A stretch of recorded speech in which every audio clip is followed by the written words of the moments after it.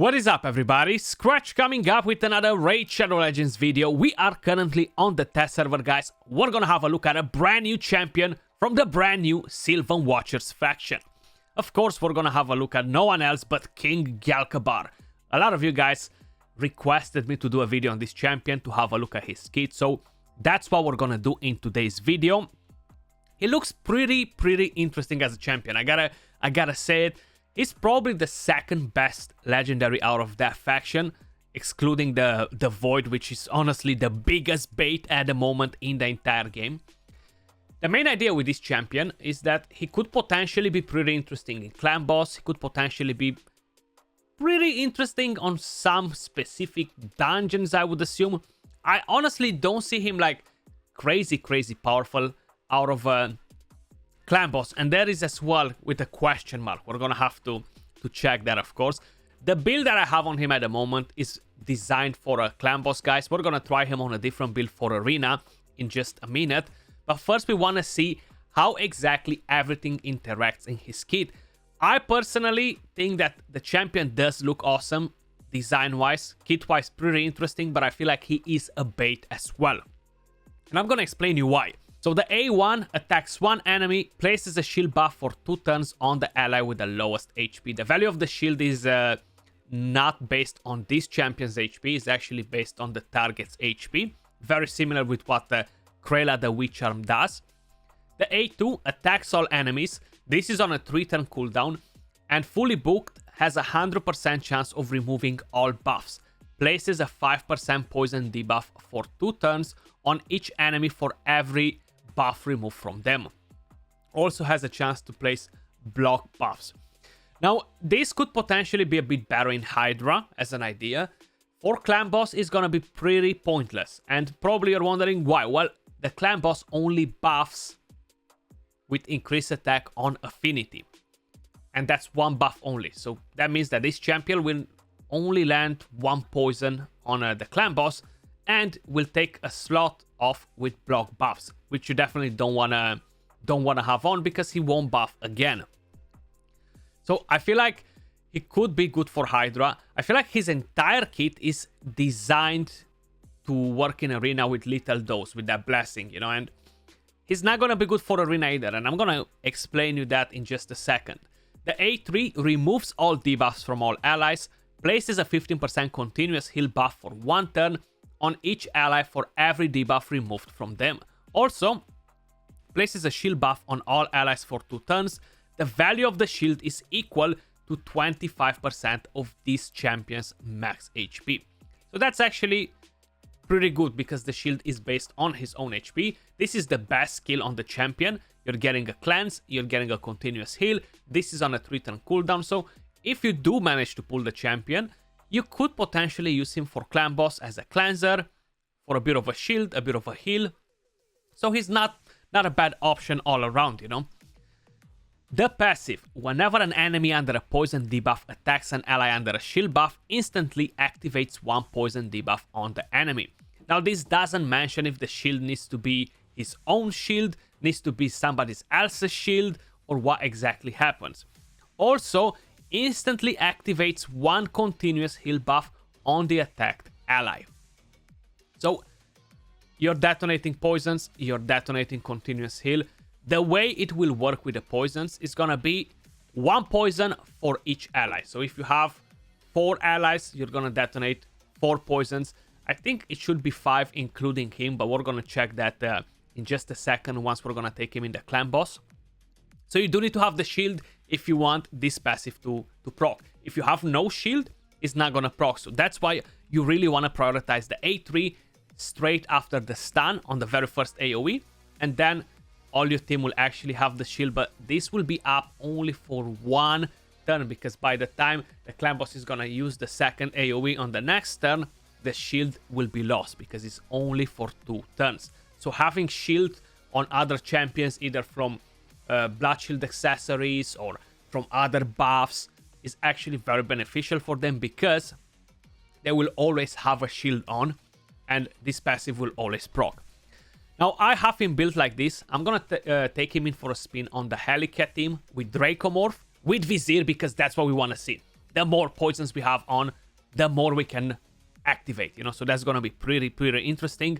Krayla the Witch Charm, and he's gonna be the cleanser, and mainly just for his passive.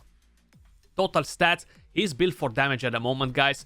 The speed, 4k attack, 237 crit damage. Now, he is a support champion. His damage is based on attack. I'm honestly not sure how hard he is gonna hit. I have no freaking idea, but we're gonna find out, you know. That's kind of like the whole point. In terms of masteries, I went with offense and defense 3. I want him to counter attack every now and then because that can help a bit. And of course, we have tier 6 War Master. I'm not gonna show you the rest of the speeds for the other champions on the team, guys, because I've done so many freaking videos on this team, just showcased in different stuff. If you are interested, just go on my YouTube channel, Clan Boss, and you're gonna see it as the very first one there on the popular uploads. The fastest 1 key Ultra Nightmare. Very fast team that allows you to get to a 1 key. So this is pretty much what we have now. In terms of blessings, guys, I feel like I don't have the Champion Awakened, unfortunately. But he could definitely work with Little Dose, right? He's literally saying Little Dose on his kit. Give me Little Dose. That's what I want, you know? You're getting the accuracy, everything that he needs. And will actually help you a bit with the poisons, you know? But we're gonna go over to this once we're gonna get in Arena. Let's move over to Clan Boss. So how I mentioned, this is the team that we are actually planning to use. So we have Vizier, we have Draco, we have Krayla, we have him, and we have Helicat. I'm not gonna start it on full auto because I want to make sure I'm using the right skills on Dracomorph and Vizier to fill up the poison bar early on, you know. But I'm not gonna use his A2, so we're not gonna use this skill because it's pointless. We have a 2-turn delay on this, so right now we don't have a shield, only on 1 ally. So you're gonna see when the poisons actually come in play. So we're landing poisons there. We have 3-turn, 3-turn, 3-turn, 3-turn. Very important to pay attention to that. So let's actually do that. We're gonna extend them if we can, so we got them up to 5 turns. And now I'm actually not gonna use the shield just yet, just so you guys can see how it actually works. So we're gonna go A1 in here and check out the poisons. 4th, and one of them is gonna drop to 3. You see the first one dropped to 3 turns because only 1 ally had shield. Then when we're actually gonna change the whole thing and more champions will have shield, this should work slightly different, you know. And it's no point to use it now either. We're gonna use it after. Hopefully Vizier is gonna get to extend them a bit more in here. He didn't. Lazy. Vizier, why are you being lazy, dude? Poof! So freaking lazy. You see another poison proc because of that. But now we can actually cleanse. We are putting shield on all our allies, but are for 2 turns. Everybody else will take a turn. So by the second AoE on the Clan Boss, we're gonna lose it. If I could keep Helicat to constantly use his A2 on the second AoE for the Clan Boss, we would always have a shield up for the AoEs. But unfortunately, I cannot do that, you know. So we're actually gonna go in like this here. And keep an eye on the poisons. We have 2 turns, 3 turns, 2 turns, 3 turns. We're actually gonna drop 2 poisons here because Vizier might not extend. So hopefully he's gonna do it now. Okay, he did it. So we have, you've seen, bang, and they dropped. So now they activated for all of our allies. But we only have right now 4 poisons. So we have 5 champions in the team. We gotta check the whole thing, how it works exactly. You know, it's pretty pointless to use the A2 on the champion because he's not gonna do nothing here, you know. Vizier, please make sure you extend. So right now I gotta use the shield. If no, these 2 champions will take a turn and lose it, you know. So we gotta make sure we're gonna have the shield up. But this is hard to maintain, to always have the shield up at this moment, you know. Ah, Vizier, he didn't extend. We're gonna lose almost all the freaking poisons. He's so lazy, this Vizier, man. Unbelievable. Unbelievable. Hopefully he's gonna do it now. So I think I'm actually gonna use this instead, even though it's not as important. I just don't want to drop any poison. Seems like we haven't even got Vizier in the run here. We increased them by 1 turn. We lost 1 because of the shield there. Proccing it back up. Come on. Okay, we gotta wait 1 more turn for that. if Vizier doesn't extend it now, I'm definitely gonna fire him. Okay, there we go. Much better. But you know what's gonna happen now? We're actually gonna drop all 1, 2, 3, 4, 5. We should drop 5 poisons or keep 2 and 1 on a 1 turn after. So let's see what's gonna happen. You see, bang, we dropped all the poisons. So now it actually feels like, yeah, 4, that's correct. Yeah, I was gonna say it feels like he only activated 4 instead of 5, like he wouldn't count himself in, but I think he did. We can actually pay more attention to it. Unfortunately, Vizier is freaking disappointing us in here, so I have to manual for a bit longer, guys. But I'm not gonna keep you much longer on this screen. There we go. We didn't have shield on everybody, unfortunately. See, that's the problem with keeping it up. We need blood shield accessories would actually help here. So it's no point to put it now, but I kind of have to.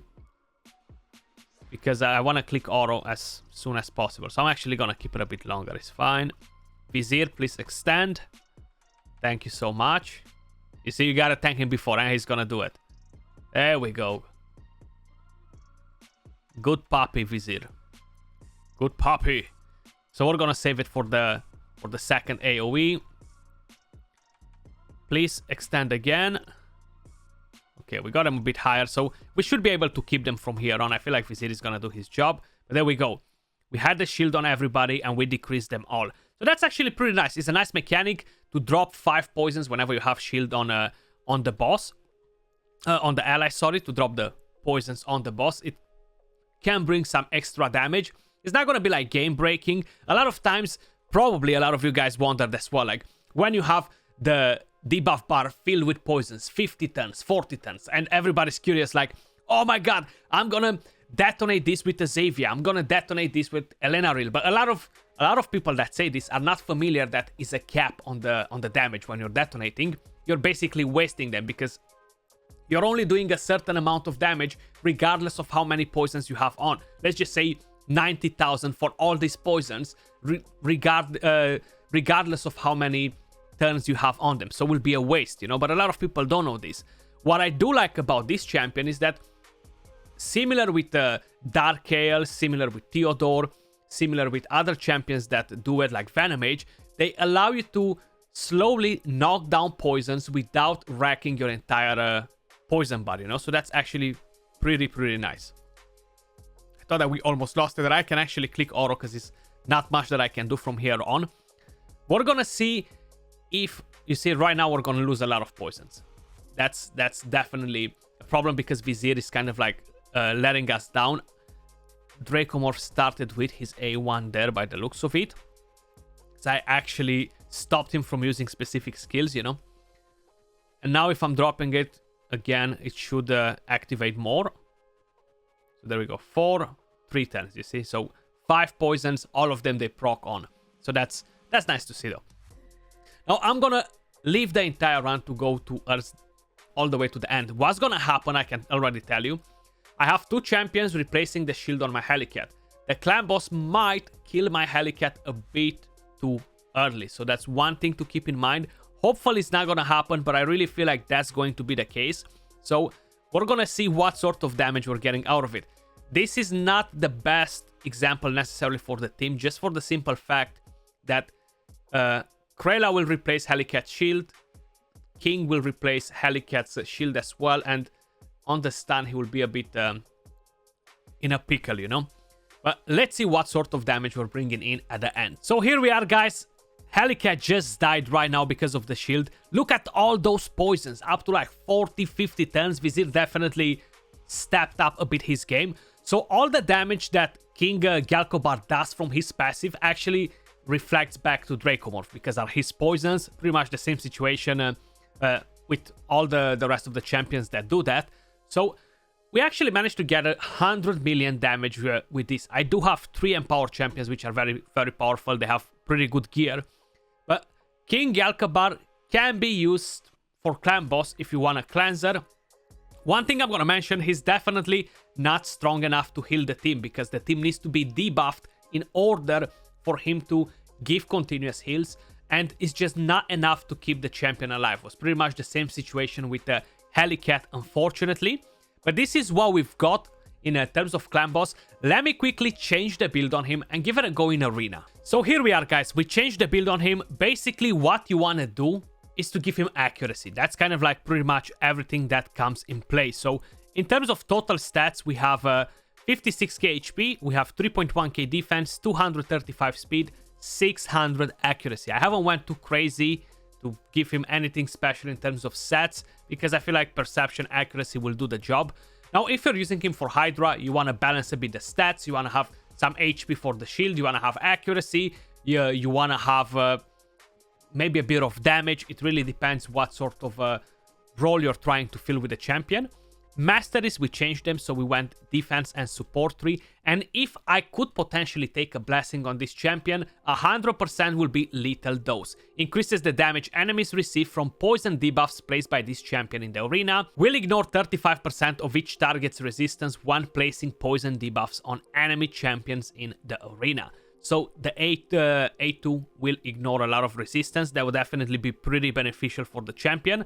The only problem is that big deal, 50% more damage from poisons. Then you need to have a shield if you want his passive to activate, okay? You gotta keep that in mind too. So let's see if we can actually do anything with him in arena. Like, poisons, honestly, are very, very underwhelming all around. I'm definitely not very impressed with poisons in general, you know? So we're actually gonna try to go against the Hell Hades system. So what I'm gonna do, I'm gonna bring in... Should I keep Warlord? I could actually instantly lock them and kind of like call it a day. Maybe we're gonna do that. Let's actually quickly pick up the champion first. So where is he hiding? I don't need to have a shield. I could get a shield from either of these two champions.